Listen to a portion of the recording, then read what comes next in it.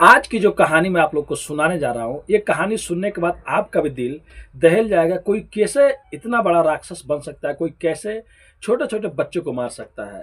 Rajasthan police को एक सूचना मिलती है कि रोड किनारे दो लाशें मिली है और आप लोग आके यहाँ पे देख लीजिए। पुलिस कहती है आप लोग टेंशन मत लीजिए, अभी हमारे पुलिस का टीम जा रही है।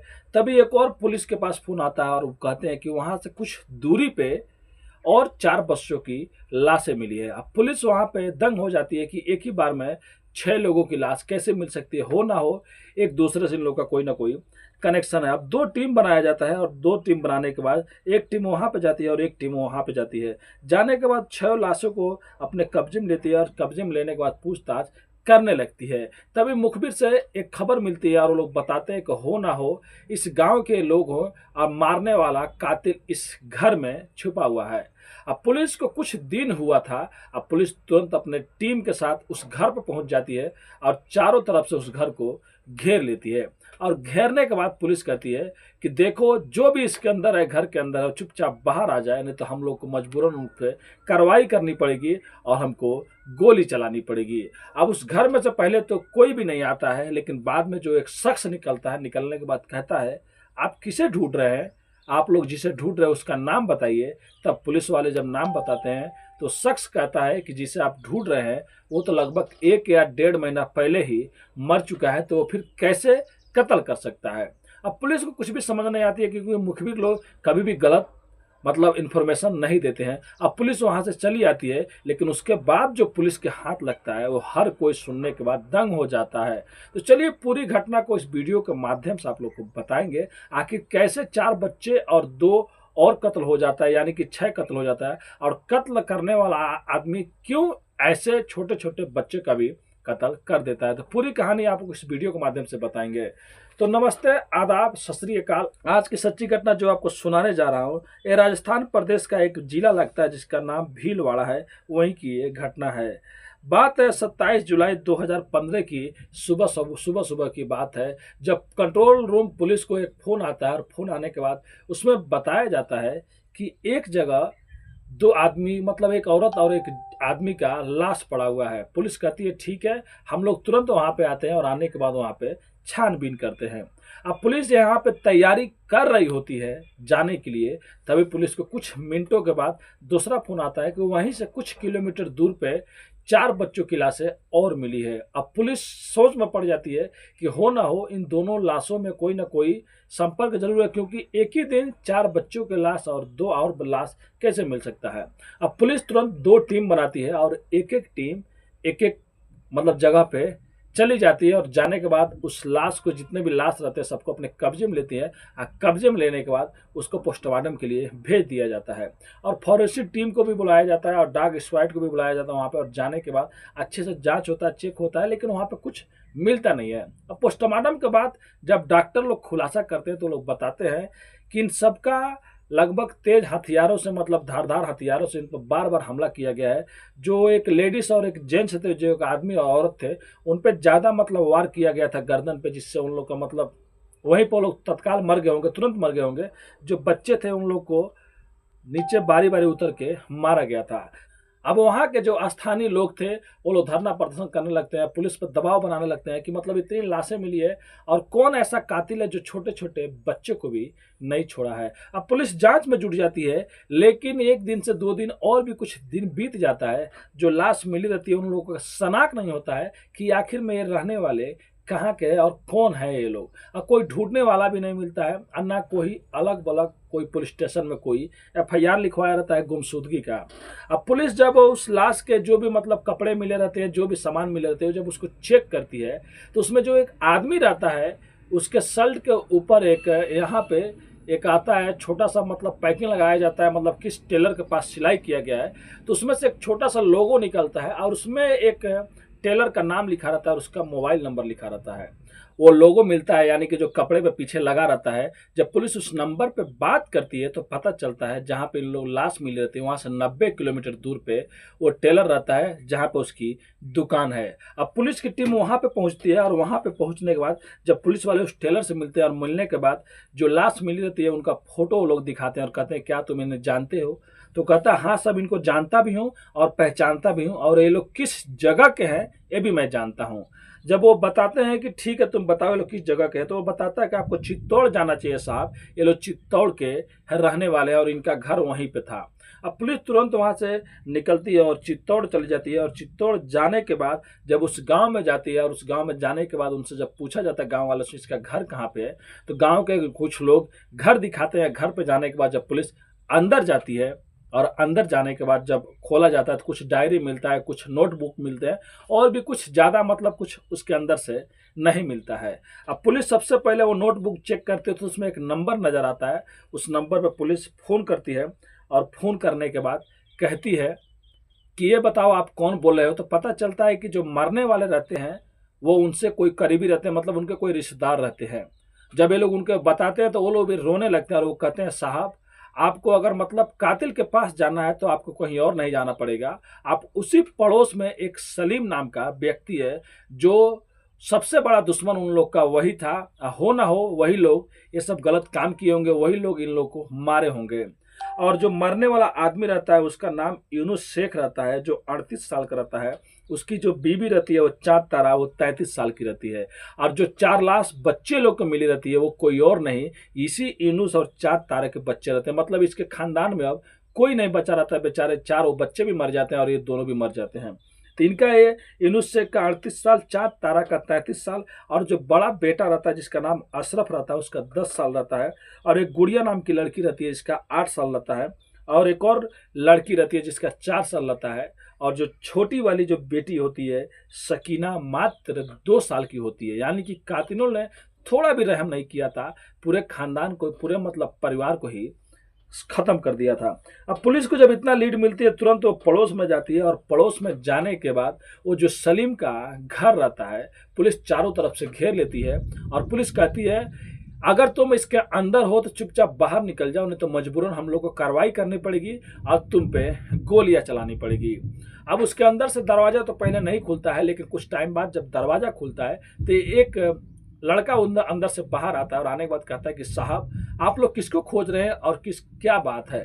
तब वो लोग कहते हैं कि देखो 6 मर्डर हो गया है और इसी गांव में तुम्हारे ही मोहल्ले में, और इसका नाम यूसुफ शेख और चाँद तारा है, और उसके बच्चे का भी मतलब किसी ने खून कर दिया है। हो ना हो सलीम नाम का व्यक्ति है जो इस घर में छिपा है, उसी ने कत्ल किया है। अब वो लड़का जो बाहर निकलता है वो कहता है साहब ये कैसे हो सकता है, जो सलीम नाम के जिस आदमी के बारे में आप लोग बात कर रहे हैं वो तो लगभग 1 या 1.5 महीना पहले ही मर चुका है, और ये खबर तो अभी कुछ दिन पहले की है। अब पुलिस को समझ में नहीं आती आखिर में हुआ तो क्या हुआ। फिर पुलिस उससे पूछती है कि तुम कौन हो, तो वो बताता है साहब मैं कोई और नहीं उसी सलीम का बेटा हूँ जिसको आप लोग ढूंढ रहे हैं। अब पुलिस को फिर वहाँ की टीम चली जाती है, और जाने के बाद फिर पुलिस सोचने लगती है आखिर में हम लोग क्या करें, कैसे कातिल तक पहुंचे। तभी पुलिस को एक और सुराग मिलता है। जो पुलिस में सीनियर होते हैं वो कहते हैं हो ना हो ये जो मर्डर हुआ है इसी गांव के कोई ना कोई होगा, और हम लोगों से कोई ना कोई चीज़ छूट रहा है। सबसे पहले इन लोग के बारे में पता लगाओ, ये लोग मतलब जो थे सलीम के घर वाले ये कैसे थे और चाँद तारा के घर वाले कैसे थे। तब एक कहानी बाहर निकल के आती है, उसके बाद कातिल तक पुलिस पहुंचती है।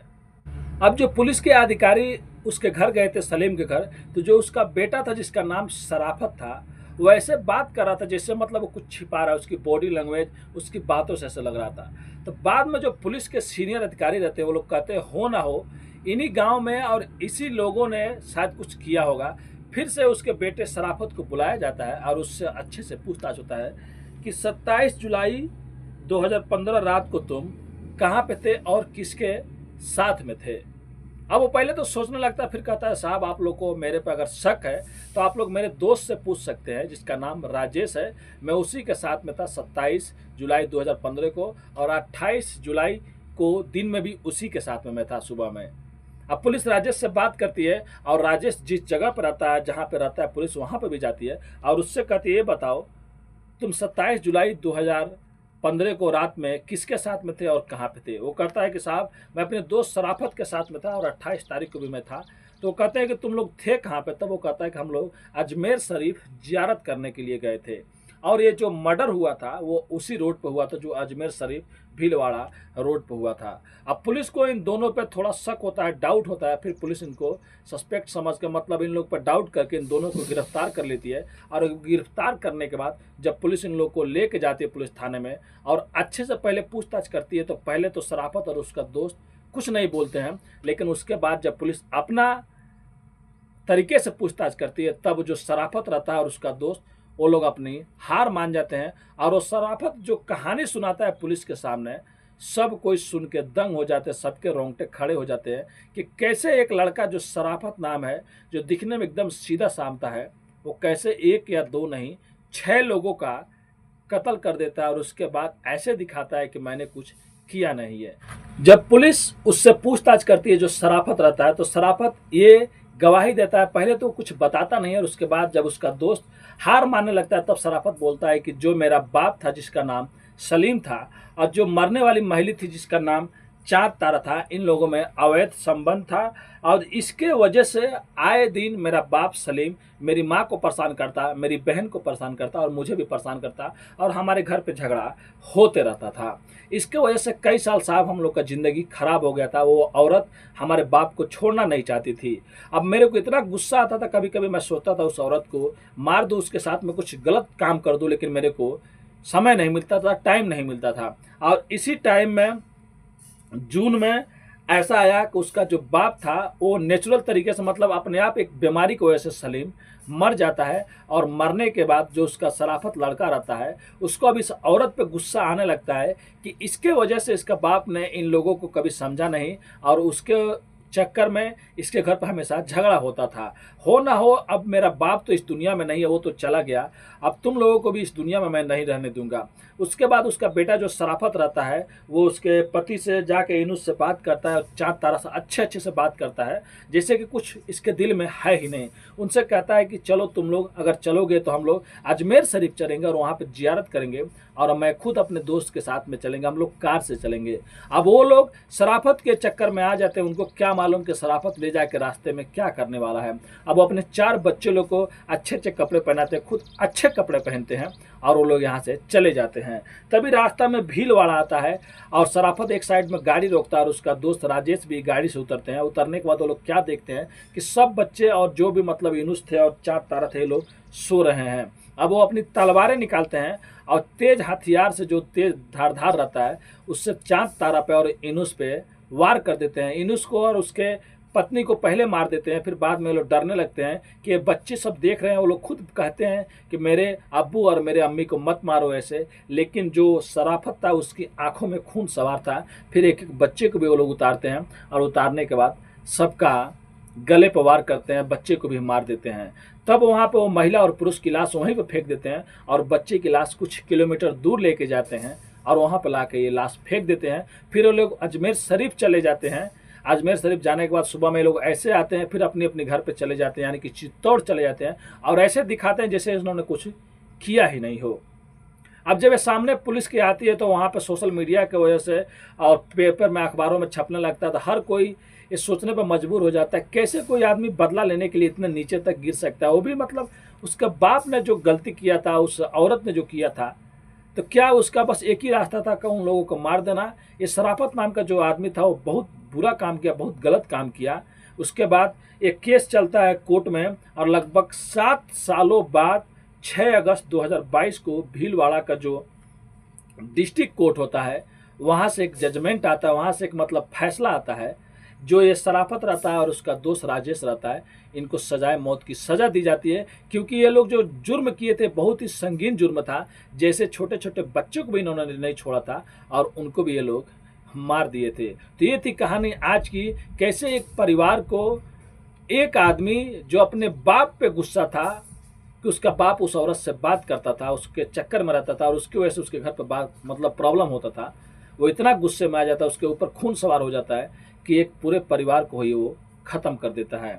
तभी तो उसको सजाए मौत की सज़ा हो जाती है। तो आज की कहानी यही थी दोस्तों। अगर आप भी कहीं पे हैं, कुछ भी गलत करना चाहते हैं तो सोच समझ के कीजिएगा, क्योंकि गलत काम करने का नतीजा गलत ही होता है और पुलिस के हाथ बहुत लंबे होते हैं मेरे भाई, इसीलिए गलत काम सोचना भी नहीं। अगर आपको भी कोई परेशान कर रहा है, कोई प्रॉब्लम कर रहा है, तो सबसे पहले पुलिस का मदद लेना चाहिए, अपने घर वालों को बताना चाहिए। कोई भी ऐसी बात हो तो अपने दिल में नहीं दबाना चाहिए। अगर आप कुछ गलत कर भी दिए तो उसका गलत ही परिणाम होगा। गलत करने वालों के साथ में भी गलत होता है। तो मैं यही कहूँगा, जहाँ भी रहे सेफ रहे, अपने फैमिली को साथ दें और अपने भाई को भी सपोर्ट करें। लाइक और सब्सक्राइब करके। आपका भाई बहुत मेहनत करता है।